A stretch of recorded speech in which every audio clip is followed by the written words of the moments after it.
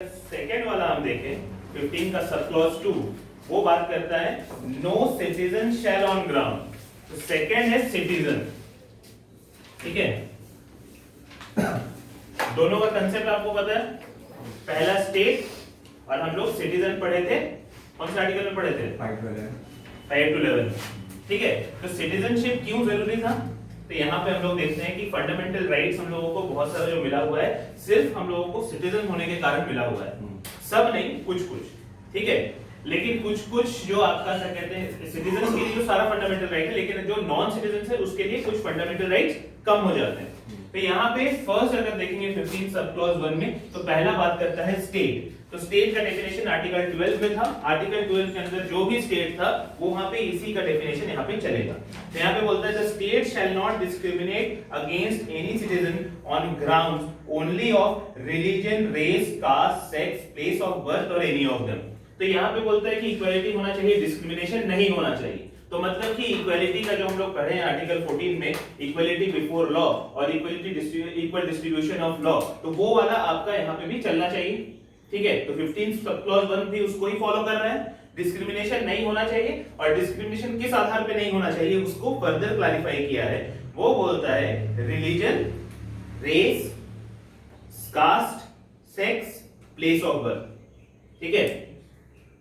ये पांचों चीज जानते हैं। रिलीजन जानते हैं क्या होता है? रेस,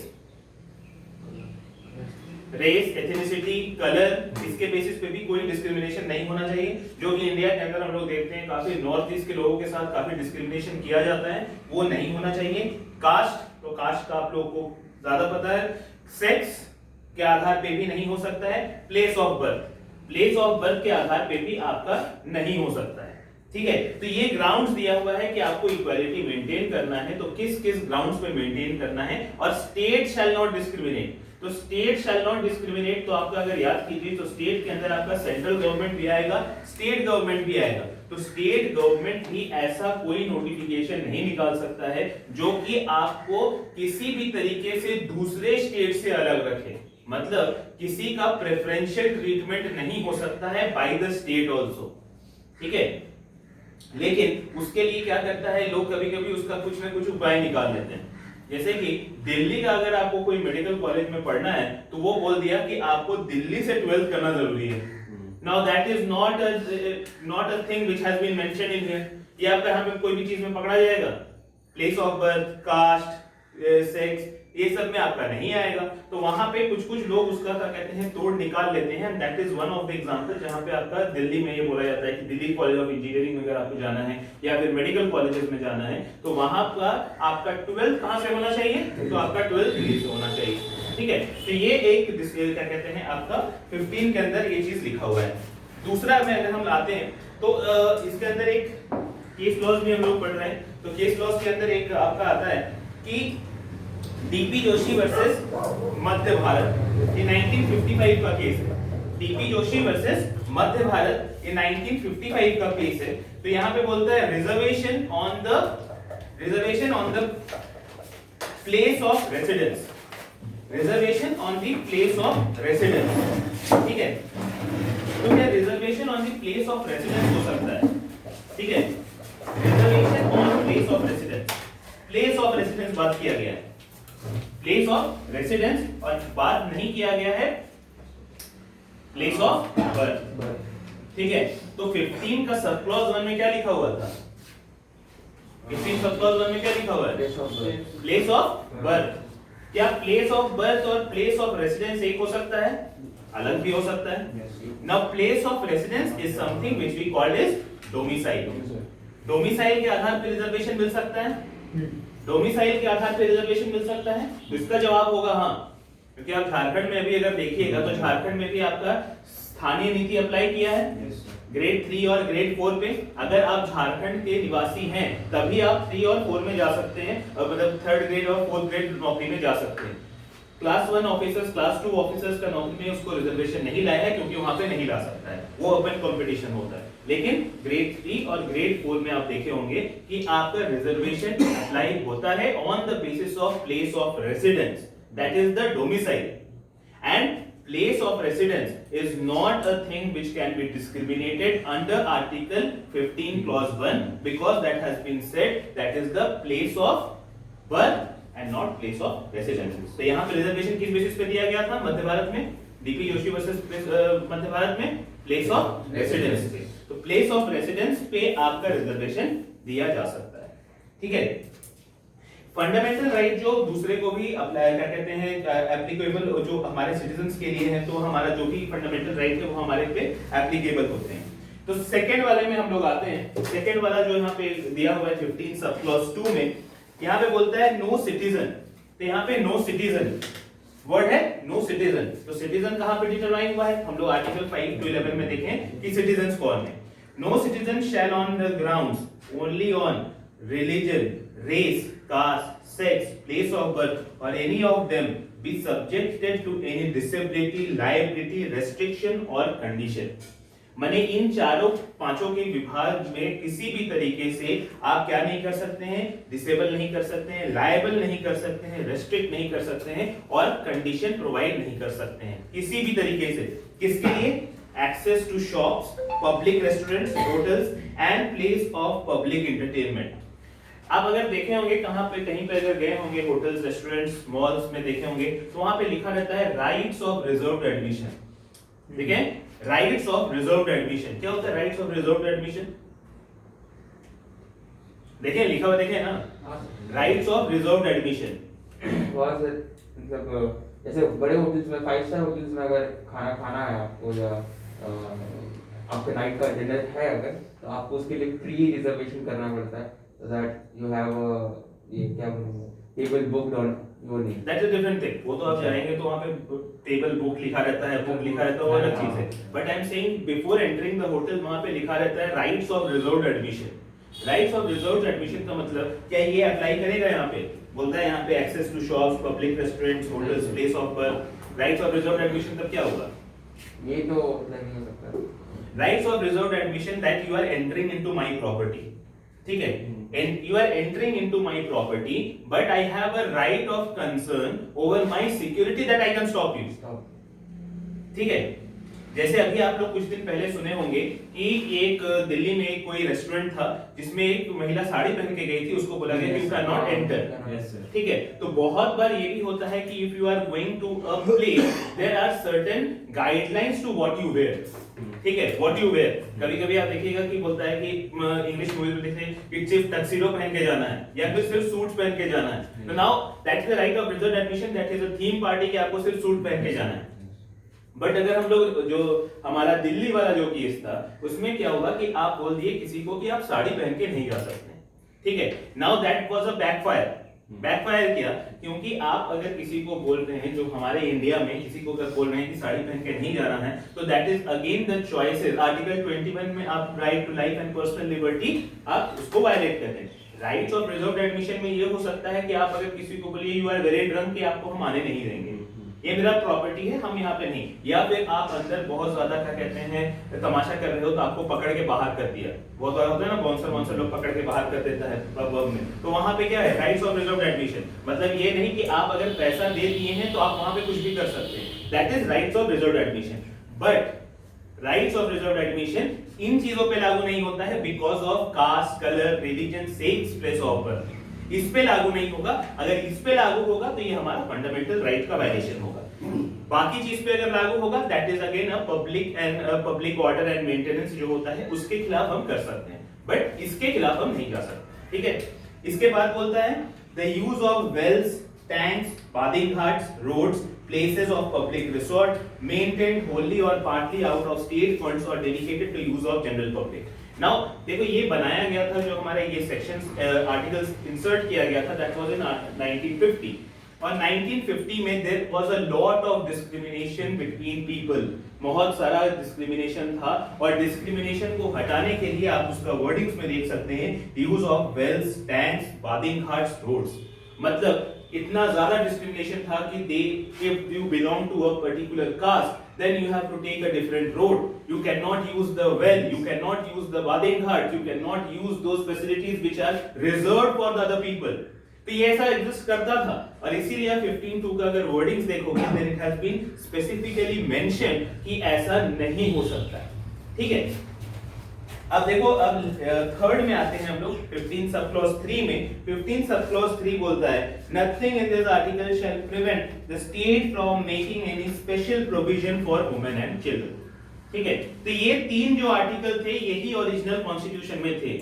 जब 1950 में हमारा कॉन्स्टिट्यूशन आया था तो 15 सब क्लॉज 3 तक ही था, 4, 5 और 6 ये नहीं था, ठीक है। तो हम लोग पहले 15 का 1, 2 और 3 पे बात करेंगे, फिर 4, 5, 6 जैसे जैसे आया उससे बात करेंगे।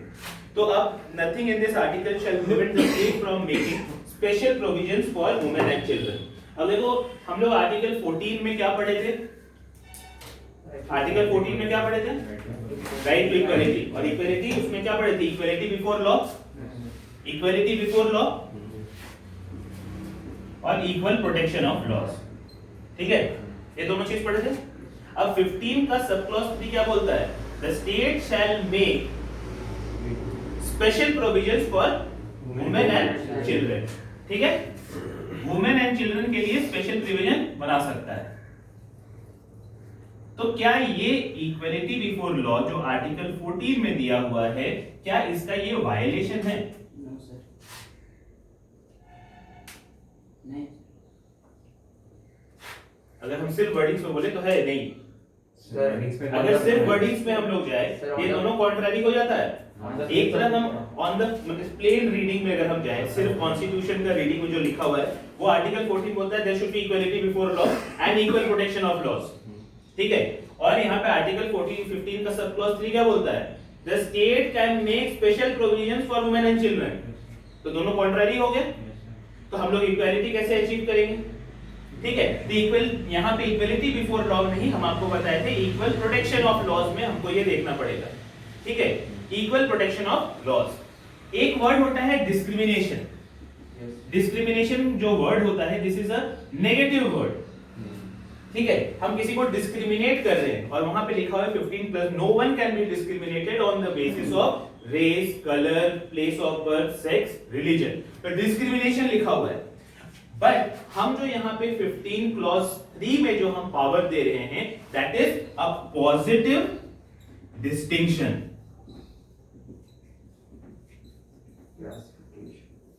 ये है आपका पॉजिटिव डिस्टिंक्शन। अब वुमेन और चिल्ड्रन के लिए स्पेशल लॉज क्यों बनाना चाहते हैं? हम जब आर्टिकल 14 आपको बता रहे थे तो आपको बताए थे कि 1950 के अंदर अगर हम लोग चले जाते हैं पोस्ट इंडिपेंडेंस जब हमारा देश आजादी हुआ था, तो क्या महिलाओं को उतना आजादी था जितना कि आज मिला हुआ है? आज भी हम नहीं बोल रहे हैं कि बहुत ज्यादा मिल चुका है, अलग अलग जगह पे अलग अलग टाइप का हम लोगों का ग्रोथ हुआ है, लेकिन तब भी अगर हम उस पोजीशन से देखें तो आज हम लोग काफी ज्यादा अच्छे हैं, ठीक है। वो क्यों हुआ? वो क्यों हुआ? आर्टिकल 15 क्लॉज 3 कहीं ना कहीं काम किया होगा। State can make special provisions for women and children. तो वुमेन एंड चिल्ड्रन के लिए स्पेशल प्रोविजन क्या बनाया? सुकन्या समृद्धि योजना लाया, आपका वुमेन्स लॉ आया, लाडली योजना लाया, वन गर्ल चाइल्ड को प्रमोट किया। आपका क्या कहते हैं जो बर्डन था, जो बर्डन देखा जाता था वुमेन्स को या गर्ल्स के पैदा होने पे, उसको ज्यादा स्टेट ने उसका क्या किया, कार्यभार अपने पास ले लिया, ठीक है। तो आपका बोझ नहीं हुआ। इवन कि आपका शादी के टाइम में भी बहुत सारे स्टेट गवर्नमेंट आपको फैसिलिटेट करते हैं। अगर ग्रेजुएशन हो गया है, पोस्ट ग्रेजुएशन करने जा रही है तो उसमें स्कॉलरशिप मिलता है। Some of the seats are reserved for women, some of the seats are reserved for women, some of the things, some of the chairs as compared to the, जैसे आप देखिएगा पंचायत इलेक्शन में पंचायत का बहुत सारा सीट को रिजर्व कर दिया गया है, या फिर आपका जो स्टेट गवर्नमेंट का हम लोग देखते हैं वहां पे भी बहुत किसी को रिजर्व कैटेगरी में रखा गया है, it is reserved for women. तो ये जो प्रिविलेज दिया गया, ये जो सोच लाया गया, ये सोच का कारण ही था आपका 15+3। दूसरे तरफ अगर हम लोग चिल्ड्रन का बात करें तो एक आपका एक्ट आप लोग पढ़े होंगे कि आपका चाइल्ड लेबर प्रोहिबिशन एक्ट, ठीक है। चाइल्ड लेबर प्रोहिबिशन एक्ट, ठीक है। चाइल्ड लेबर प्रोहिबिशन एक्ट में क्या बोलता है? 14 साल से नीचे के बच्चों 14 साल के नीचे के बच्चों को आप एम्प्लॉय नहीं कर सकते हैं, ठीक है। तो अगर ये देखो 6 से 14 साल का बच्चों को हम एम्प्लॉय नहीं कर सकते हैं, ये लिखा हुआ है, ठीक है। अब समझ लो कि आर्टिकल 21A आया हम लोग का, जो कि बात करता है राइट टू एजुकेशन का, ठीक है। राइट टू एजुकेशन में दिया हुआ है कि 6 से 14 साल के बच्चों को क्या दिया जाएगा, फ्री एजुकेशन दिया जाएगा। तो देखो बात ऐसा है कि फ्री एजुकेशन अगर हम 6 से 14 साल के बच्चों को दे रहे हैं और हम ये प्रिविलेज भी दे दें कि 6 से 14 साल के बच्चे काम कर सकते हैं, तो हमारा ये एक्ट लाने का कोई फायदा नहीं होगा, ठीक है। तो कहीं ना कहीं हमको रेस्ट्रिक्ट करना पड़ेगा। फिर भी अभी देखिएगा कि रेस्ट्रिक्शन कम है, फुल रेस्ट्रिक्शन नहीं है, फुल रेस्ट्रिक्शन अभी भी नहीं है। 6 से 14 साल के बच्चों को अभी फ्री एजुकेशन देने का प्रावधान है। अगर आप किसी को क्या कहते हैं, कोई स्कूल में पढ़ रहा है, उसको आप खाना भी दे रहे हैं, फ्री मील दे रहे हैं, सब कुछ उसको फैसिलिटेट कर रहे हैं, लेकिन चाइल्ड लेबर को आप फुल्ली अभी तक भी नहीं किए हैं, जो कि हम लोग वुमेन के कैटेगरी में भी देखते हैं। क्या होता है कि वुमेन को भी बहुत सारा प्रिविलेज मिला हुआ है, लेकिन हर कोई पढ़ रहा है, हर कोई एम्पावर हो रहा है, हर किसी को इसका फायदा उठा पा रहा है, ऐसा जरूरी नहीं है। लेकिन हमारा सरकार हमें ऐसा मौका देता है कि आप इस चीज का फायदा उठा सकते हैं, ठीक है। अब एक और केस था हमारा Yusuf versus state of Bombay. Yusuf versus state of Bombay. Yusuf versus state of Bombay बोलता है, सेक्शन 497 का बात करता है। 497 क्या होता है, किस चीज का बात करता है, सेक्शन 497 आईपीसी। अच्छा 497 आईपीसी क्रिमिनल लिटिगेशन एडल्ट्री।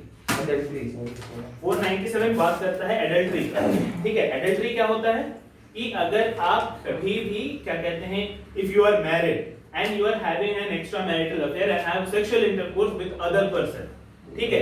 तो वहां पे बोला गया है कि if a man does so they will be prosecuted but a female will not be prosecuted। ये हम लोग state of Bombay versus Yusuf versus state of Bombay का बात कर रहे हैं अभी, ठीक। में से दूसरा पार्ट को भी मैरिज होना, हाँ अडल्ट्री में से दूसरे पार्ट को भी मैरिज होना, हाँ दूसरे पार्ट को भी मैरिज होना है। मतलब कि if you are married, both of them are married but they are having a relation with somebody who is also married but other than wife or husband, तो आप पे एडल्ट्री लगेगा, ठीक है।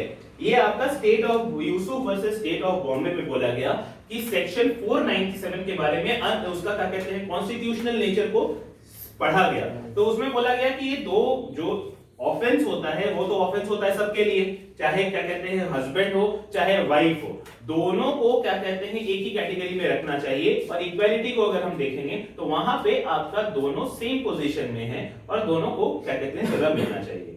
लेकिन उस कोर्ट ने उस वाले केस में कहा कि नहीं, हम लोग दोनों को अभी हमारा सोसाइटी का जो स्टेज है यहाँ पे अभी हम मेन और वुमेन को इक्वली नहीं देख सकते, ठीक है। मेन और वुमेन को इक्वली नहीं देख सकते। अब यही केस अभी 2018 में फिर से गया और वहां पे बोल दिया गया कि section 497 is unconstitutional because wife जो है वो हस्बैंड की प्रॉपर्टी नहीं है एंड बोथ पर्सन वहां पे जो एडल्ट्री है उसको ऑफेंस के हिसाब से ही हटा दिया। मेरे हिसाब से एडल्ट्री को ऑफेंस के हिसाब से नहीं हटाना चाहिए था, but it should have been made offence for both the genders. लेकिन उसने क्या किया, कोर्ट ने क्या किया कि ऑफेंस को ही हटा दिया, एडल्ट्री ऑफेंस को ही हटा दिया, दो now it is a ground for divorce. आप अगर वैसा कुछ करते हैं तो ग्राउंड ऑफ डिवोर्स होगा, बट उसके लिए आपका क्रिमिनल प्रोसिक्यूशन नहीं होगा। 377 बताए थे, 377 डीक्रिमिनलाइज किया गया, इसको भी डीक्रिमिनलाइज किया गया और इसको बोल दिया गया अब ये एप्लीकेबल नहीं होगा। Even if you are having और if you are having extramarital affairs और you are having that will be a ground of divorce under Hindu marriage act and personal laws, but आपका आईपीसी में आपको प्रोसिक्यूट नहीं किया जाएगा। तो इस केस को हम बताने का कारण यही था कि पहले Yusuf versus state of Bombay में कहा गया कि 497 नहीं हटाया जा सकता है क्योंकि अभी हमारा सोशल पोजीशन ऑफ वुमेन ऐसा नहीं है कि उसको भी उस चीज के लिए प्रोसिक्यूट किया जाए। लेकिन व्हेन वी कम टू 2019, तो 2019 में सेम चीज के लिए बोला गया क्या कि 497 अब दोनों पे एप्लीकेबल होगा और दोनों को उसके लिए प्रोसिक्यूट किया जाएगा। ये तो नहीं बोला, लेकिन मेन को भी प्रोसिक्यूट नहीं किया जाएगा, वो आपका इक्वलिटी ला दिया। ठीक है, तो हम लोग कहीं ना कहीं हम लोग डेवलपमेंट्स देख सकते हैं। ठीक है कि हम लोग 15 सब क्लॉज 3 में जो चीज लाए हैं उसका हम लोग पोजीशन चेंज हो रहा है नहीं हो रहा है, कैसे चेंज हो रहा है, क्यों चेंज हो रहा है, वो चीज को हम लोग देख सकते हैं। उसके अलावा हम लोग देखते हैं कि if we are talking about women and children, women का पोजीशन चेंज हुआ, अच्छा हुआ, आप अपने हिसाब से अगर देखेंगे तो हम खुद का, आप लोगों का, मतलब आप लोगों का नहीं, किसी का भी हम लोग बोलते हैं कि आपका अपना फैमिली का एग्जांपल लीजिए। फैमिली का एग्जांपल आपका दादी, आपकी मदर और आप खुद या आपकी बहन लेके चलिए, तो उसमें आप डिफरेंस देख सकते हैं। क्या डिफरेंस देखते हैं? उससे क्या फर्क पड़ता है? उससे कोई फर्क पड़ता है आपके परिवार पे, आपके फैमिली में? एम्प्लॉयमेंट एक फैक्टर। और जो आइडियोलॉजी है सर, वो थोड़ा रिफॉर्मिस्ट आइडियोलॉजी है। आइडियोलॉजी मतलब when you are educated, you talk about the things which will be more beneficial to you in your life। ठीक है, देखिए हम किसी को हम क्रिटिसाइज नहीं कर रहे, और ये जो पढ़ाने के पहले हम ये बता देते हैं, हम कोई चीज को बताने के लिए, आपको पढ़ाने के लिए बता रहे हैं, हमारा वो ओपिनियन नहीं है, क्योंकि बहुत सारा चीजें 15-16 पढ़ाने में हमको इसलिए काफी डर लगता है, क्योंकि इसमें बहुत सारा चीज ऐसा है कि लोगों को बुरा लग सकता है, इसलिए मेरा सोच नहीं है, पढ़ाने के लिए बता रहे हैं। तो 15-16 में अगर आप देखिएगा, आपका 3 जनरेशन, हम ग्रैंड मदर लेते हैं, मदर लेते हैं, और यू और योर सेल्फ सिस्टर या आप खुद, ठीक है, इसको अगर हम लेके चलते हैं, तो आप अगर इनको देखिए और इनको देखिए, ये जो होंगी, ये जो अभी आपसे बात करेंगी, that will be more of the nature of household activities, not related to generally, I am not talking about specific, but in general आप गाड़ी पास बैठिए, का खाए, कितना खाए, पेट भरा कि नहीं, इतना में उनका काम खत्म हो जाएगा, उनका वो, because they are only of that thing, मतलब कि उनके लिए जब वो बड़ी हो रही थी तो वो सबसे बड़ा चीज था। मदर जो आपकी थी, she is more educated and perhaps more educated than her, and she is more concerned about कि आप पढ़ाई किए कि नहीं, खाना भी खाई कि नहीं, ठीक है, मदर है तो खाना खाना का ये सब का भलेगी, लेकिन ये चीज के लिए भी उसका ध्यान था। आपकी बहन होगी या आप खुद हैं, she is more empowered because she is and वो empowered क्यों हुई? क्योंकि उसका सपोर्ट इस पे रहा, उसका सपोर्ट इस पे रहा। ग्रैंड मदर जो थी, she was not, माने हमारे, अगर हम लोग ग्रैंड मदर को देखें, आप लोग भी, हम लोग बहुत नहीं है, एक जनरेशन का फर्क होगा 10 साल का, तो अगर ये जो ग्रैंड मदर है, ये जनरली एजुकेटेड नहीं थी, 3-4 क्लास 5 क्लास तक पढ़ी होंगी, but she knew the importance of education. तो अपने बच्चों को कभी इन्होंने कम नहीं किया कि आप नहीं पढ़ाइए, वो उसको मदद किया। Perhaps your mother became a graduate, but आपका graduate, she is also a person who is educated but may not be employed, because of the social constraints and all the things, ठीक है। Now this mother will always be supportive, education तो इसको मिलेगा ही मिलेगा, she will be supportive of her employment also, that is something that 15 subclause 3 has made us, ठीक है। 15 subclause 3, तो हम लोग जो देखते हैं ना कि 50, आप लोग देखते होंगे कि बस में महिला के लिए सीट रिजर्व होता है, या फिर आप क्या कहते हैं, मेट्रो अगर दिल्ली में चढ़े होंगे तो पहला डब्बा जो होता है वो महिलाओं के रिजर्व होता है, कहीं पे नौकरी जो होता है वो क्या कहते हैं, रिजर्व होता है। तो यहाँ पे ये सब चीज जो रिजर्व होता है, that is under 15 sub clause 3, ठीक है, 15 सब क्लॉज 3। अब अगर आर्टिकल 14 का हम लोग बात करें तो हम लोग पढ़े थे रीजनेबल क्लासिफिकेशन, रीजनेबल क्लासिफिकेशन और इंटेलिजिबल डिफरेंशियल। अब अगर स्टेट कोई पॉजिटिव, अभी हम क्या बताएं, पॉजिटिव डिस्टिंक्शन अगर करना चाहे वो आपका कर सकता है, लेकिन वो किस बेसिस पे करेगा? तो रीजनेबल क्लासिफिकेशन पे, ठीक है, रीजनेबल क्लासिफिकेशन पे। अब देखो, अगर कोई जॉब अगर हम रिजर्व कर रहे हैं फीमेल के लिए, ठीक है, कोई अगर जॉब हम रिजर्व कर रहे हैं फीमेल के लिए या सिर्फ मेल के लिए, तो क्या ये अलाउड होगा आर्टिकल 14 में? Sir, it's made on the basis of regional classification होगा। अगर हम कोई भी नौकरी को रिजर्व कर रहे हैं on the basis of gender, क्या ये आर्टिकल 14 का वायलेशन होगा? वो उनको रीजनेबल क्लासिफिकेशन में देखना पड़ेगा, ठीक है, रीजनेबल क्लासिफिकेशन में देखना पड़ेगा, ठीक है। अब समझो कि अगर कोई जॉब को रिजर्व किया गया है फॉर ओनली फीमेल, समझो कि नर्स का नौकरी है और नर्स के नौकरी के लिए आपको बुलाया गया है कि I am calling for 100 nurses, और जिसमें आपका नर्सेस हम जो लेंगे फीमेल ही लिया जाएगा, तो आपका जॉब रिजर्वेशन आपका फीमेल का रिजर्व हो गया। तो क्या इसमें आर्टिकल 14 का वायलेशन होगा? No sir. क्यों नहीं होगा? रीजनेबल क्लासिफिकेशन है। क्या रीजनेबल क्लासिफिकेशन होगा? उसमें वुमेन एम्पावरमेंट हो रहा है सर। वुमेन एम्पावरमेंट हो रहा है, तो अब ये भी तो बोल रहे हैं कि तुम नर्स से बनो। ठीक है बात। ये भी तो बात है कि आप नर्स ही बनो तुम। इसका एम्बिट को लिमिट कर रहा है। रिजर्वेशन होगा या नहीं होगा? ये सही होगा कि नहीं होगा? If you are there is a job for nurses and I am making a reservation कि ये फीमेल के लिए है। मतलब सर 15 का क्लॉज 4 को हटा देते हैं। 15 सब क्लॉज 4 अभी तक हम पढ़ाए ही नहीं है, मतलब आया ही नहीं है कॉन्स्टिट्यूशन में। हम लोग उसमें है कि जिसमें 15 क्लॉज 4 अभी आया नहीं है।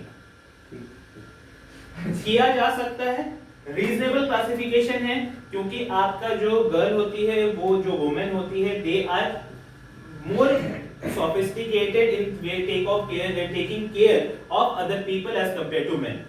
वो एक रीजनेबल क्लासिफिकेशन हो सकता है, होगा ही जरूरी नहीं है, ठीक है। रीजनेबल क्लासिफिकेशन हो सकता है, वो आपका हो सकता है, और उसके लिए आपका फीमेल को हम रिजर्व कर दिए। वही अगर हम बोल दिए कि एक फैक्ट्री है जहां पे आपका 14 घंटा का शिफ्ट चलता है, वहां पे हम सिर्फ मेल को एम्प्लॉय करेंगे, ठीक है, मेल को एम्प्लॉय करेंगे। अब देखो यहां पे हम लोग जब बात कर रहे हैं मेल और फीमेल का, then we are not taking into consideration the physical aspect.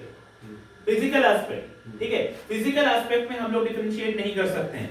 समझ लो कि अगर कल के दिन में आप गीता फोगट से लड़ा हुआ था किसी को, तो वो तो हारेगा ही, तो वहां पे तो आपका मेल और फीमेल खत्म हो जाएगा।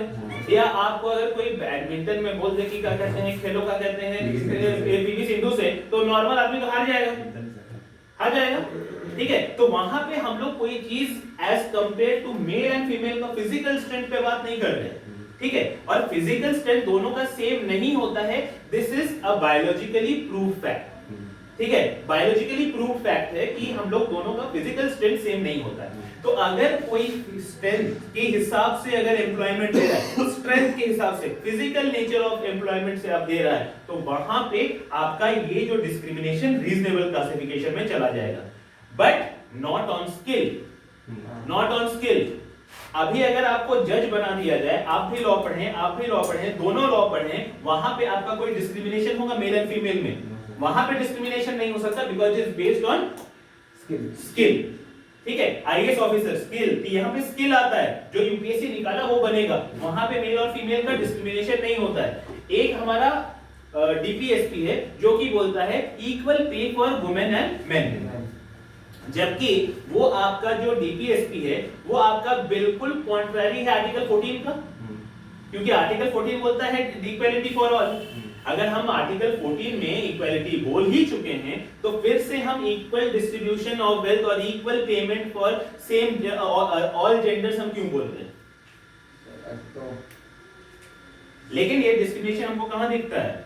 ये मेल फीमेल का सबसे ज्यादा जो रेजा और कुली में, रेजा कुली में आपका सबसे ज्यादा डिफरेंस दिखता है, क्योंकि वो अनऑथोराइज नहीं बोलेंगे, उसका इनकम का सोर्स जो है वो आपका गवर्नमेंट के पास उसका कोई रिकॉर्ड नहीं रहता है।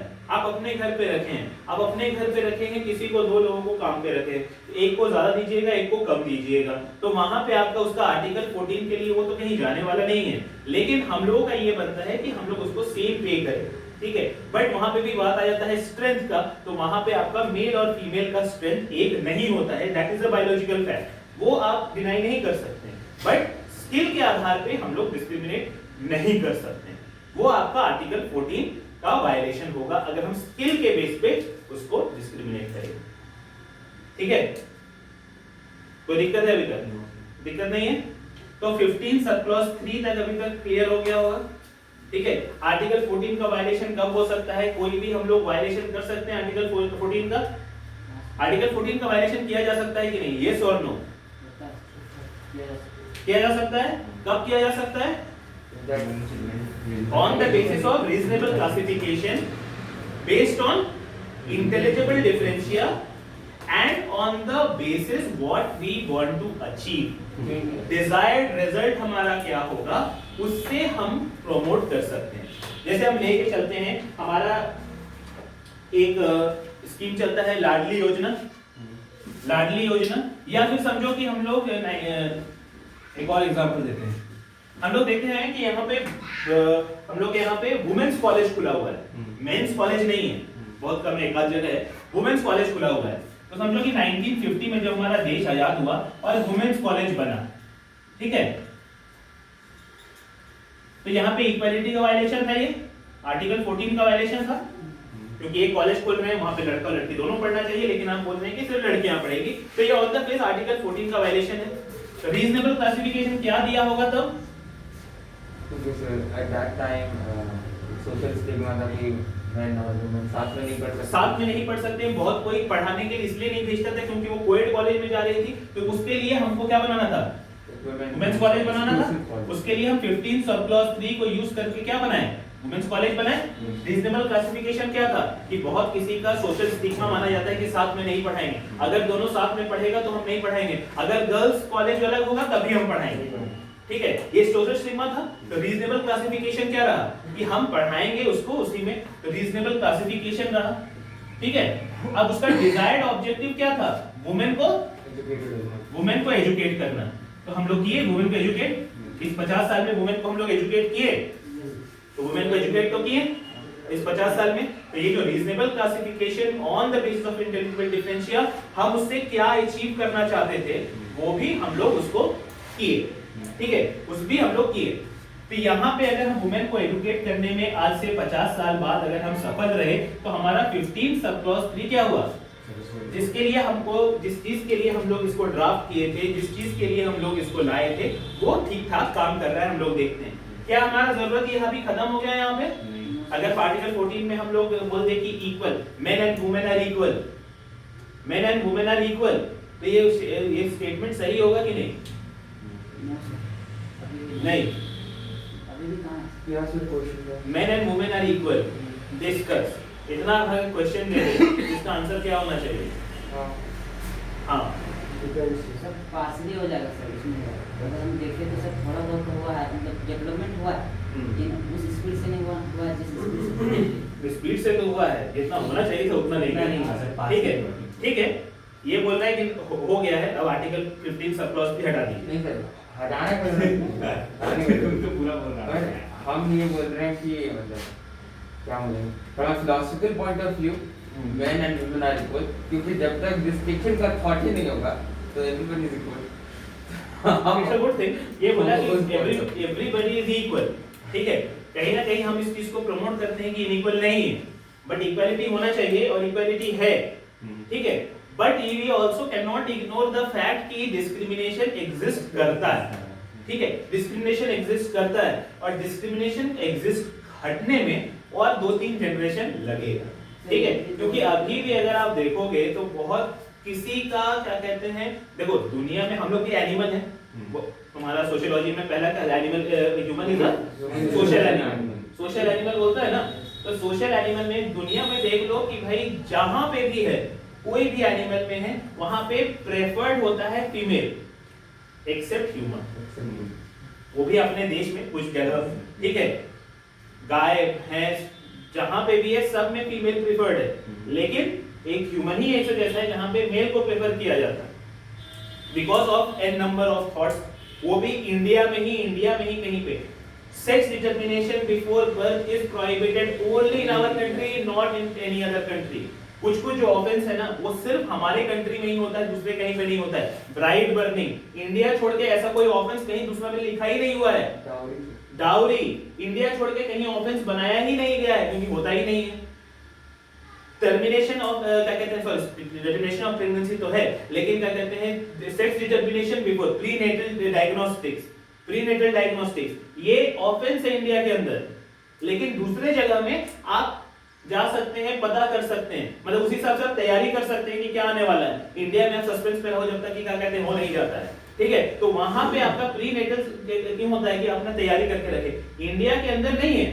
इंडिया के अंदर क्यों नहीं है, वही आपका प्रॉब्लम है कि अगर आपको पता चल जाएगा जेंडर के हिसाब से कितनों को मारा गया है, ठीक है, तो वही 15 सब क्लॉज 3 और ये सब जो लॉज बनाया गया है to support 15 sub clause 3, state can make special provisions for women and children, तो वहां पे भी वुमेन एंड चिल्ड्रन के लिए स्पेशल प्रोविजंस ये सब के हिसाब से भी बनाया हुआ है। गवर्नमेंट का पॉलिसीज भी कभी-कभी आप लोग देखिएगा that will B favouring the female, ठीक है, जैसे कि आप देखे होंगे बहुत बार क्या होता है, स्पेशल रिक्रूटमेंट होता है फीमेल एम्प्लॉयज के लिए, तो वो भी होता है। जैसे कि इंडिया में अगर आप देखिएगा पुलिसिंग सिस्टम में आप देखिएगा, तो अभी पुलिसिंग सिस्टम में एक आया है लॉ कि 354 का, अगर लड़की से कोई छेड़छाड़ हुआ है या फिर रेप केसेस का, जहां तक पॉसिबल हो इन्वेस्टिगेशन होना चाहिए किसके द्वारा, तो फीमेल के द्वारा। अब इंडिया में प्रॉब्लम है कि आपका जो पुलिस का भर्ती हुआ है वहां पे तो फीमेल को अलग से रिजर्वेशन नहीं दिया गया था, तो वहां पे फीमेल का संख्या कम है, माने रिप्रेजेंटेशन कम है। तो सरकार अब बोला कि भाई क्या हम लोग को अगर उसी से करवाना है तब हमको क्या कहते हैं फीमेल ऑफिसर चाहिए। तो अगर आप देखिएगा बहुत बार आता है भर्ती कि 100 पुलिस महिला कर्मियों का ही भर्ती, हम कांस्टेबल लेंगे सिर्फ महिला, या फिर पुलिस ऑफिसर्स लेंगे सिर्फ महिला, ठीक है। तो now that is not discrimination of article 14 because to suit the nature of their work, माने 15 सब क्लॉज 3 के अंदर वो रिक्रूटमेंट भी गवर्नमेंट कर सकता है because they have the privilege. Reasonable classification फिर क्या होगा, रीजनेबल क्लासिफिकेशन कोई बोल सकता है ना आर्टिकल 14 का वायलेशन है, आप क्या कहते हैं मेल का वैकेंसी नहीं निकाल रहे, फीमेल का वैकेंसी निकाल रहे हैं। रीजनेबल क्लासिफिकेशन क्या होगा कि हमको क्या कहते हैं क्राइम रेट बढ़ गया है, क्राइम रेट बढ़ गया है, उसको अब बोल दिया गया कि सिर्फ फीमेल ऑफिसर्स देख सकती है, फीमेल ऑफिसर्स नहीं है, हमको फीमेल का कहते हैं इन्वेस्टिगेशन रुका हुआ है, चार्जशीट जमा नहीं हो रहा है, क्रिमिनल जस्टिस सिस्टम ठीक से नहीं चल रहा है, इंटेलिजिबल डिफरेंशिया से हम क्या करेंगे, उसको हम लोग देखना चाहेंगे कि उसी को दिया जाए। वैसे ही आप जज में देखिएगा तो पॉस्को और क्या कहते हैं 376 का जो फास्ट ट्रैक कोर्ट्स करता है उसमें भी आपको बोलता है कि फीमेल, नॉट नेसेसरी जुवेनाइल में लड़का भी बैठता है, लेकिन पॉस्को में और 376 का केसेस में जनरली बोलता है कि महिला जज को ही दिया जाए। अब महिला जज जो भी रिक्रूटमेंट होता है उसी से होता है। कल के दिन में अगर हम देखेंगे कि जुडिशरी के हिसाब से कि आपका महिला जज को ही रिक्रूटमेंट किया जाए for to deal with these cases, तो भी वो गलत नहीं होगा क्योंकि वो आर्टिकल 15 के अंदर वो किया जा सकता है, that is on the basis of reasonable classification based on intelligible differentia and we want to get an outcome for justice of women. तो हम फास्ट ट्रैक कोर्ट उस दिन बता रहे थे ना, फास्ट ट्रैक कोर्ट क्यों बनाया गया और वो सिर्फ क्लासिफिकेशन वुमेन के रिलेटेड लॉज ही क्यों किया गया है या चाइल्ड रिलेटेड लॉज ही क्यों किया गया है, because that is a thing which is reasonably classified because women are the victims। और जो भी आप victim होते हैं ना तो वहां पे आप कोई भी चीज जो भी आपके साथ बुरा हुआ उसको भूलना चाहते हैं और भूलने के कारण क्या करते हैं आप बार बार उसको याद नहीं करना चाहते हैं। फास्ट ट्रैक कोर्ट एक बार में उसको खत्म कर देता है और इसीलिए फास्ट ट्रैक कोर्ट बनाया गया है महिलाओं के खिलाफ जो क्या कहते हैं ऑफेंसेस होते हैं, ऑफेंसेस अगेंस्ट वुमेन। तो ऑफेंसेस अगेंस्ट वुमेन जो होगा तो वो वहां पे आपका वो काम करेगा, फास्ट ट्रैक कोर्ट में उसका सुनवाई किया जा सकता है। That is a reasonable classification which was not done in case of Anwar Ali सरकार। ठीक है, Anwar Ali Sarkar versus state of West Bengal में ये क्लासिफिकेशन नहीं दिया हुआ था, लेकिन आज के फास्ट ट्रैक कोर्ट में क्लासिफिकेशन दिया हुआ है। डिजायर्ड ऑब्जेक्टिव क्या है, आप क्यों ऐसा कर रहे हैं, अगर आप पूरा का पूरा उस चीज को बता रहे हैं तब आप आर्टिकल 14 का वायलेशन कर सकते हैं to the extent it can be reasonable. ठीक है, इतना तो कोई प्रॉब्लम नहीं है। सर अभी करंट केस वो एनडीए वाला सुप्रीम कोर्ट अपॉइंटमेंट हो रही है कि विमेंस जो शॉर्ट टर्म जो अपॉइंटमेंट है उसको क्या कहते हैं लॉन्ग टर्म अपॉइंटमेंट आपका, और एनडीए में विमेंस को भी अब तो सब जगह आ गया, सैनिक स्कूल में भी अब लड़कियों का भर्ती करने लगा। इवन पहले जो आपका था जो क्या कहते हैं जो गार्ड ऑफ ऑनर होता था, प्रेसिडेंट जो आते थे जो गार्ड ऑफ ऑनर होता था that was only with the main battalion. अब फीमेल बटालियन को भी इंक्लूड किया गया है एंड फीमेल कैन लीड। इस बार 2 रिपब्लिक डे से महिला जो है वो लीड कर रही है, so that is an equality of opportunity. आपका क्या कहते हैं जो इंडियन एयर फोर्स था उसमें आ गया, बीएसएफ में आ गया, बीएसएफ ने बॉर्डर सिक्योरिटी फोर्स पे उन लोगों को लगा दिया। पहले था कि आप रिक्रूटमेंट कर लिए हैं, रिक्रूटमेंट करने के बाद you are not sending them to borders, अब बॉर्डर्स पे भी उन लोगों का डिप्लॉयमेंट होने लगा। So now these are the things which are coming up कि मतलब इक्वालिटी आ रहा है, आप ट्रेन कर रहे हैं, स्किल्स दे रहे हैं, तो you are also using it. अभी तक एनएसजी में नहीं आया है, मोस्टली हो सकता है कि उसमें भी हम लोग बाद में देखें कि हो सकता है एनएसजी में भी आ जाए। तो हर सेक्टर में वुमेन का रिप्रेजेंटेशन को बढ़ाया गया है। ठीक है, एक और चीज जो 15 सब क्लॉज 3 में बताया गया, तो 15 सब क्लॉज 3 में एक और जो चीज किया गया कि वुमेन का प्रॉब्लम समझने के लिए लाया गया। कुछ प्रॉब्लम्स ऐसा होता है कि जो वुमेन होती है वही समझ सकती है, दूसरे लोग उसको नहीं समझ सकते। ठीक है, इसका एक एग्जांपल मेरे को कोई बताया था, वही हम आपको बता रहे हैं कि जैसे कि अगर आपकी अगर कोई बड़ी दीदी होगी तो वो आपका क्या कहते हैं कहीं अगल बगल कहीं जाना होगा तो वो बोलती होगी कि चलो तुम भी मेरे साथ चलो, वहां तक चलो, मैंने फलाना जगह जाना है, 100 मीटर 200 मीटर कोई दुकान में जाना है तो चलो हमारे साथ। तो आप तो जब छोटे होंगे तो नौटंकी कर रहे होंगे, कह रहे जाओ ना, इतना दूर है, तुमको जहाँ इतना नहीं जा सकती होगी। लेकिन वो क्यों था? वो ये था, सेंस ऑफ सिक्योरिटी था। आप भले ही पिता से है लेकिन आपका सेंस ऑफ सिक्योरिटी था आपकी दीदी को कि ये साथ में जाएगा तो हम किसी के साथ जा रहे हैं, ठीक है। वो उसको किसी को बोल के एक्सप्लेन नहीं कर सकती है कि हम काहे तुमको बोल रहे हैं चलने के लिए। And that is some of the problems की जो लड़कियां का प्रॉब्लम समझ सकती हैं, लड़के उसको लेकर तुम कफाल यहां तक नहीं जा सकती हो, ठीक है। तो ये चीज के लिए जो हम वुमेन का रिजर्वेशन लाए, इलेक्टोरल में लाए, पंचायत में लाए, या फिर जो हमारा क्या कहते हैं म्युनिसिपल जगह में है, जैसे कि देखिएगा हमारा जो वार्ड है, हमारा ये जो वार्ड है ये महिला के लिए रिजर्व है। ये जो मेयर का जगह है वो मेयर के लिए रिजर्व है। उसमें और एक रिजर्वेशन लगा हुआ है कि ट्राइबल महिला के लिए रिजर्व होगा, तो उसको हम लोग हॉरिजॉन्टल एंड वर्टिकल रिजर्वेशन बोलते हैं। सर एक टर्न छोड़ करके एक टर्न किया हुआ है ना? नहीं, उसमें पूरा ही टर्न पूरा ही किया हुआ है। जो चाकी जी है ना हमारा वहां का, नहीं यहाँ सर अभी तो ये है, ये अच्छा ये बन गया ना। नहीं, उसके बगल वाला जो है हमारा वो वाला शायद रिजर्व है ट्राइबल मेयर का। मेयर तो रिजर्व है लेडी के लिए, ये वाला रिजर्व है ट्राइबल के लिए, ये रिजर्व है ट्राइबल के लिए, और जो मेयर है वो रिजर्व है लेडी के लिए, लेडी प्लस ट्राइबल। तो सर अंजलि पांडे कैसे बन गई थी फिर? वो तो नहीं थी उसमें, एक टर्म छोड़ करके था सर। एक टर्म छोड़ के होगा। बहुत इसको बोलते हैं हॉरिजॉन्टल एंड वर्टिकल रिजर्वेशन। ये हम लोग बाद में बात करेंगे, जब हम लोग उसमें आएंगे तब हम लोग इसमें बात करेंगे। तो ये सब चीज के लिए भी सरकार सोचा है, ठीक है। 40% ऑफ द सीट्स को आपको रिजर्व करना पड़ेगा फीमेल के लिए, काहे कि वहां पे रिप्रेजेंटेशन होना चाहिए। अभी कुछ दिन पहले आप लोग सुने होंगे, काफी ज्यादा डिमांड हुआ था कि हम लोगों को फीमेल चीफ जस्टिस अभी तक नहीं मिली है, फीमेल चीफ जस्टिस नहीं मिली है। तो अभी उसको प्रमोट कर दिया गया, लाइन में आ गई है, अब जल्दी हम लोगों को फीमेल चीफ जस्टिस भी मिल जाएगी। तो वहां पे भी हम लोग का रिप्रेजेंटेशन होना चाहिए। कल हम आपको बता रहे थे जो केस था आपका केरला वाला, उसमें भी आप देखेंगे कि जज जो थी उसका रिप्रेजेंटेशन, उसका जो माइनॉरिटी जजमेंट था वो भी काफी सराहा गया था इन केस ऑफ सबरीमाला। तो वो सबको हम लोग देखते हैं कि देयर इज अ अलग point of view for the female which if they are coming up to those post, ठीक है। इतना हो गया, कहानी खत्म, समय है अभी। सर विशाखा का केस था, विशाखा केस का टाइम तो है, तुम लोग कब जाना है? 11 बजे, चलो ठीक है। विशाखा, अभी Vishakha versus state of Rajasthan आप लोग पढ़े होंगे, जो कि बात करता है sexual harassment at work places, ठीक है। Sexual harassment at work places, वहां पे हम द्वारा ये जो Vishakha versus state of Rajasthan का केस था, ये केस था 1983 का।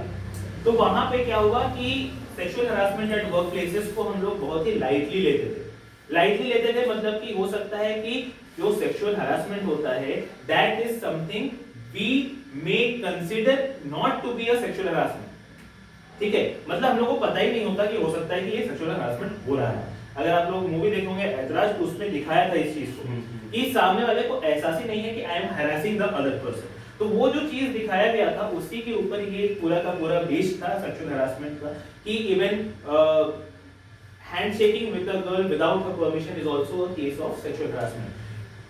Calling or messaging a person without their consent at viewing hours मतलब कि एक टाइम होता है ना जिसमें हम लोग अवॉइड करते हैं किसी को कॉल करना, मतलब रात का 10 बज गया तो हम लोग कॉल नहीं करते हैं, या बहुत ज्यादा क्या कहते हैं क्लोजनेस है तो अलग चीज है कि आप कॉल कर लिया, अलग बात है। लेकिन हम अगर किसी को फॉर्मेलिटी के लिए कॉल करना है, किसी को क्या कहते हैं कोई बात करने के लिए ऑफिशियल कॉल करना है, तो भी क्या करते हैं 10 बजे के बाद, सुबह 6 बजे से पहले या 8 बजे से पहले we don't find very comfortable calling that. तो अगर वो बीइंग आवर्स में आप कर रहे हैं and that is not for very urgent purposes, just to harass the other person will be also coming under the sexual harassment laws। अब ये 83 में हो गया Vishakha versus state of Rajasthan, supreme court का गाइडलाइन आ गया कि ये केस में क्या कहते हैं होगा, अगर आप फीमेल एम्प्लॉइज को रिक्रूट कर रहे हैं तो उसका वहां पे क्या गाइडलाइंस होना चाहिए, क्या उनका स्पेशल प्रिविलेजेस होना चाहिए। और उसके बाद सरकार को बोला कि आप ड्राफ्ट कीजिए सेक्सुअल हरासमेंट का लॉज, ठीक है। ये कब आया पता है? 2013 में। Sexual harassment at work places, prevention of sexual harassment at work places, ये आया एक्ट आपका 2013 में, मतलब 30 साल बाद, 30 साल का 40 साल बाद। कमेटी वर्मा कमेटी में नहीं वर्मी कमेटी तो बना था, वर्मा कमेटी रिकमेंड किया था कि आप बनाइए, लेकिन आया 2013 में, मतलब 40 साल उसको सिर्फ ये एक्ट बनाने में लगा। मतलब कहीं ना कहीं हम लोग गवर्नमेंट का लापरवाही को देख सकते हैं या फिर एटीट्यूड को देख सकते हैं, बिकॉज मे बी आप देखते होंगे कि क्या कहते हैं, ये जो बनाने वाले हैं वही हो सकता है कि शोषण करने वाले हैं, इसीलिए वो एक्ट नहीं ला रहे थे, और हो सकता है कि they were not in favour of doing those because that was not need of the hour, और they were trying to block it for the time being। but वो आया कब, जब हमारा रिप्रेजेंटेशन हमारा पार्लियामेंट में बढ़ा, वुमेन का पार्लियामेंट में बढ़ा, और वुमेन ने उसको किया कि आपका जो वृंदा करार और ये सब तो आप लोग देखते हैं, these three words also drive these process कि ये सब एक्ट बनना चाहिए, और ये इसके लिए ही रिजर्वेशन या ये चीज जरूरी होता है कि हमारा रिप्रेजेंटेशन वुमेन का भी रहे। ठीक है, अब आ जाओ एक बहुत इंपॉर्टेंट केस में, जो कि हमारा था फर्स्ट अमेंडमेंट। ठीक है, फर्स्ट अमेंडमेंट कहां से आया? ठीक है, फर्स्ट अमेंडमेंट में आया 15 सब क्लॉज 4, देखो वहां पे ऊपर डॉट करके लिखा हुआ होगा। ठीक है, कि 15 सब क्लॉज 4 जो हुआ वो आपका कब ऐड किया गया?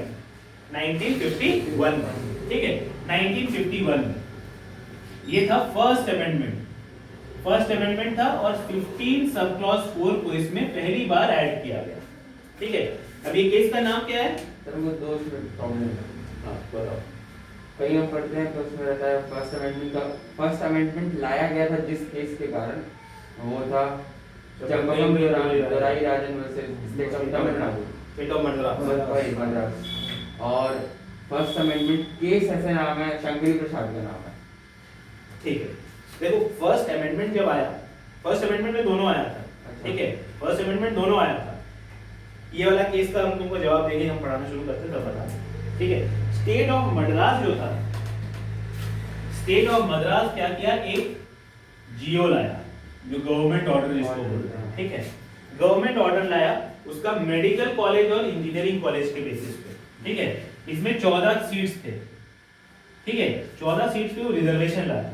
ठीक है, क्या रिजर्वेशन लाया? तो 2 ब्राह्मण का लाया, 2 हिंदू बैकवर्ड के लिए लाया, 2 क्या कहते हैं एससीज के लिए लाया, 1 क्या कहते हैं एंग्लो इंडियन के लिए लाया। ठीक है, ऐसा करके ये पूरा क्या कहते हैं 14 सीट्स का विभाजन कर दिया। ठीक है, 14 सीट का विभाजन, 1 मुस्लिम के लिए लाया। ठीक है, ऐसे करके ये एंग्लो इंडियन क्रिश्चियन के लिए था। ठीक है, तो यहाँ पे ब्राह्मण के लिए भी रिजर्वेशन ले आया, ब्राह्मण के लिए भी रिजर्वेशन ले आया। अच्छा, ये ब्राह्मण का ये जो ब्राह्मण का हम लोग बात कर रहे हैं ना, ये ही रहा बोन ऑफ कंटेंशन हमारा रिजर्वेशन का हमेशा। ठीक है, जब ये केस हुआ तो एक डेटा प्रेजेंट किया गया कि भाई जो ये 2% जो ये पॉपुलेशन का, जो हमारा पूरे इंडिया का 3% पॉपुलेशन, 3.2% पॉपुलेशन कंस्टिट्यूट करता है ये ब्राह्मण्स, लेकिन ये आपका हर पोस्ट में इन लोगों का पूरा वर्चस्व है। 51% बीसी के पोस्ट में, 51% बैंक में, 51% सिविल सर्विसेज में, 65% आपका हायर एजुकेशन में जो इंस्टीट्यूशंस में है, मुसिफ जजेस में 65%, इनका आधिपत्य लगभग इतना ज्यादा था। ठीक है, तो यहाँ पे इसका जो लाने का पीछे मकसद ये था कि हम रिजर्वेशन लाएंगे on the basis of communal, मतलब कम्युनल डिस्ट्रीब्यूशन। ठीक है, इंडिया के अंदर सबसे पहले देखो आर्टिकल 14 में क्या बोला कि nobody is can be discriminated on the basis of caste religion, सबको कर दिया। ठीक है, अब ये कास्ट रिलीजन को छोड़ दिया और किस में ले आया? कम्युनल में। कम्युनल मतलब ब्राह्मण, बैकवर्ड, क्षत्रिय, शूद्र, सब क्या अलग अलग कर दिया। ठीक है, क्योंकि अभी हम बोले कि 15 सब क्लॉज 3 ही है, 15 सब क्लॉज 3 तक है। अच्छा, इस केस का और एक पीछे का ये था, जो ये चंपकी दोरमराजन जो था, ये जब देखा कि 2 ही केस है, मतलब कि 2 ही सीट बच गया ब्राह्मण में, तो वो जाके केस कर दी।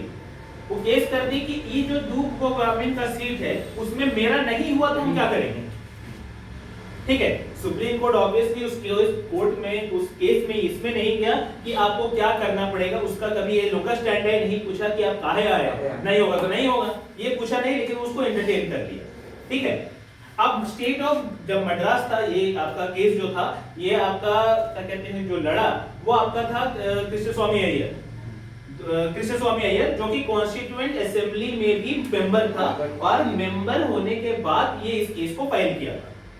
He was a sitting member of constituent, जब कॉन्स्टिट्यूशन बन रहा था उसका मेंबर था और उसमें वो एक्टिव पार्टिसिपेंट था। मैंने ऐसा भी नहीं कि डोरमेंट था, आता नहीं था, ऐसा नहीं था, एक्टिव पार्टिसिपेंट था। और एक्टिव पार्टिसिपेशन के बाद वो क्या कहते हैं, इस केस को state of Madras high court में ले गया। मद्रास हाई कोर्ट ने इसको कहा कि हाँ ठीक है, कर दो, ठीक है, क्योंकि उसके पास कोई प्रोविजन था नहीं। अब ये स्टेट जो था ये चला गया आपका अपील में सुप्रीम कोर्ट में। सुप्रीम कोर्ट में जब गया तो सुप्रीम कोर्ट में पता चल गया कि ये केस हम लोग हारने वाले, ठीक है। वहीं पे बात आता है जो तुम पूछ रहे थे कि क्या कहते हैं फर्स्ट अमेंडमेंट कब आया। सुप्रीम कोर्ट में जब इसका हियरिंग चल रहा था तभी ये नोट में बढ़ा दिया गया उसको कि भाई अगर हम केस हार जाते हैं तो हमको ये वाला अमेंडमेंट लाना है। देखो 16 सब क्लॉज 4 में एक अमेंडमेंट दिया हुआ है जो कि बात करता है कि रिजर्वेशन हम कर सकते हैं एम्प्लॉयमेंट के लिए फॉर एससी एसटी के लिए, लेकिन ऐसा कोई प्रावधान 15 में नहीं दिया हुआ था। 15 में खत्म हो जाता था, वो डिस्क्रिमिनेशन रोक रहा था, वुमेन चिल्ड्रन के लिए बना रहा था, लेकिन एजुकेशन के लिए एससी एसटी के लिए कोई स्पेशल प्रावधान बनाया ही नहीं था। ओबीसी बाद में आया था। ओबीसी आपका मंडल कमीशन जब आया वो 93 में आया, उसके पहले ओबीसी का कोई कंसेप्ट नहीं था, ठीक है। यहाँ पे आपका ये जो कंसेप्ट यही था कि हमारा रिजर्वेशन मिलना चाहिए, ठीक है। रिजर्वेशन किसको मिलना चाहिए इसका बेसिस नहीं दिया गया था। अब देखो यहाँ पे जो 15 का 2 में एक वर्ड दिया हुआ है ओनली, तो यहाँ पे रिजर्वेशन यह बोलता है कि सिटीजन कैन मेक और कैसे the state can not make reservation और state can not discriminate only, only जो वर्ड दिया हुआ है only on the basis of caste religion sex, तो यहाँ पे आपका ओनली वर्ड को फॉलो नहीं किया गया। जब ये केस हुआ तब क्या कहते हैं अंबेडकर साहब भी जिंदा थे, तो अंबेडकर साहब ने काफी क्रिटिसाइज किया इस जजमेंट का कि आप इसको कैसे दे सकते हैं, क्योंकि यहाँ पे आप किसको रिजर्वेशन दे रहे हैं, ब्राह्मण को, और ब्राह्मण जो ऑलरेडी 3.2% कंस्टिट्यूट करता है पॉपुलेशन का, वो तो आपका 60% हेल्ड किया हुआ है जुडिशरी में या मुस्लिम जज में या आईएएस में, मैंने 50 से नीचे तो कहीं उसका मतलब था ही नहीं कम। तो अगर इसी को फिर से रिजर्वेशन दे रहे हैं तो हमारा कॉन्स्टिट्यूशन लाने का क्या फायदा होगा। लेकिन सुप्रीम कोर्ट भी इसमें एक अच्छा चीज देगा कि हम अगर देंगे भी तो कहां से देंगे, 15 में आप एजुकेशन के लिए तो कुछ लाए नहीं है, तो वहीं से आया आपका फर्स्ट अमेंडमेंट में 15 सब क्लॉज 1, ठीक है। अब देखो इंडिया के अंदर जो फाइट रहा है हमेशा, ये जो लड़ाई रहा है वो जज और क्या कहते हैं लेजिस्लेचर्स का, ठीक है। इसी में तुम लोग का मजाक में इनका सिलेबस बढ़ गया है। वो लोग अगर नहीं लड़ रहा होता तो तुम लोग का सिलेबस बहुत कम रहता, लेकिन ये मजाक में इन लोग सिलेबस बहुत बढ़ा दिया। ये लड़ाई किसका रहा, जुडिशरी और लेजिस्लेचर का। लेजिस्लेचर के पास कानून बनाने का प्रावधान है और जजेस उसको देखता है कि कॉन्स्टिट्यूशनल वैलिडिटी है, तो कॉन्स्टिट्यूशनल वैलिडिटी है या नहीं देखने के कारण यहाँ पे सारा काम बढ़ जाता है। यहाँ पे भी ये रहा क्योंकि इसमें अंदर कोई प्रोविजंस नहीं था, तो वहां पे आप ऐसा प्रोविजंस ला सकते हैं कि नहीं, यही सबसे बड़ा सवाल था। और यहाँ पे ये प्रोविजन लाया, लेकिन इसको मद्रास हाई कोर्ट ने बोल दिया। इवन कि जब सुप्रीम कोर्ट में गया तो सुप्रीम कोर्ट ने भी इसको बोल दिया कि आपका ये आप हारने वाले हैं, तब जाके वो फर्स्ट अमेंडमेंट लाया, जबकि रिजर्वेशन का फेवर इसी में गया था। सुप्रीम कोर्ट ने फेवर इसी को दिया था क्योंकि उसके पास कोई कानून ही नहीं था। जैसे ही ये दिया उसका फर्स्ट अमेंडमेंट आया और 15 सब क्लॉज 4 आया, ठीक है। 15 सब क्लॉज 4 जो आया वो हम लोग क्या कहते हैं अगला क्लास में देखेंगे, क्यों इसको बंद करो, इसलिए देखेंगे क्योंकि ये लोग का एग्जाम है, इन लोग को थोड़ा और डिस्कस करना है।